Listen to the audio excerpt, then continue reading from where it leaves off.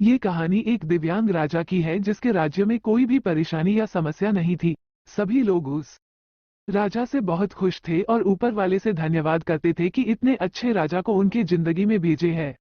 वो राजा दिव्यांग था, उसकी एक आंख नहीं थी और एक पैर नहीं था, लेकिन फिर भी राजा को इस बात का कोई मलाल नहीं था। एक दिन राजा अपने महल के गलियारे में घूमते हुए अपने पूर्वजों की लगी तस्वीर को देख रहा था और सोच रहा था कि मेरे पिताजी इतने शूरवीर थे, उनके पिताजी इतने शूरवीर थे, हमें इतने शूरवीर खानदान में जन्म लेने का मौका मिला, यह ऊपर वाले का धन्यवाद है। राजा ने सभी चित्र को देखते हुए आखिरी चित्र तक पहुंचा और फिर उस खाली जगह को देखा तो वो चिंता में पड़ गया, क्योंकि उसे मालूम था कि अब यहाँ जो तस्वीर लगेगी वो उसी की लगेगी। लेकिन राजा को इस बात की चिंता नहीं थी कि वह मर जाएगा, चिंता इस बात की थी कि वहां जो पेंटिंग लगेगी वो कैसी लगेगी। राजा का एक आंख और एक पैर ना होने की वजह से वह चिंता में पड़ गया और सोचने लगा कि इस गलियारे में इतने शानदार पेंटिंग लगी है, लेकिन मेरी एक आंख और एक पैर ना होने की वजह से मेरी ही तस्वीर सबसे खराब लगेगी और सबसे भद्दी दिखेगी। राजा ने सोचा कि मेरे मरने के बाद पता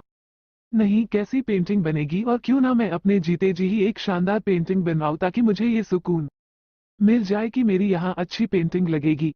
अब उस राज्य में ऐलान करवा दिया गया और सभी पेंटर्स को बुलाया गया और कहा गया कि जो भी पेंटर राजा का शानदार पेंटिंग बनाएगा उसे शानदार इनाम मिलेगा। अब सभी पेंटर राज्य में आए और उन पेंटर को पता था कि अगर शानदार पेंटिंग बनेगा तो शानदार इनाम तो मिलेगा, लेकिन जिस राजा का एक आंख नहीं है, एक पैर नहीं है, उसका शानदार पेंटिंग कैसे बनेगा। पेंटर सोच रहे थे कि इनाम का तो पता नहीं, लेकिन अगर शानदार पेंटिंग नहीं बनी और राजा गुस्सा हो गया तो सजा मिलेगी। इसीलिए बड़े बड़े चित्रकार भी आगे नहीं आए। तभी उसमें से एक लड़का बोला,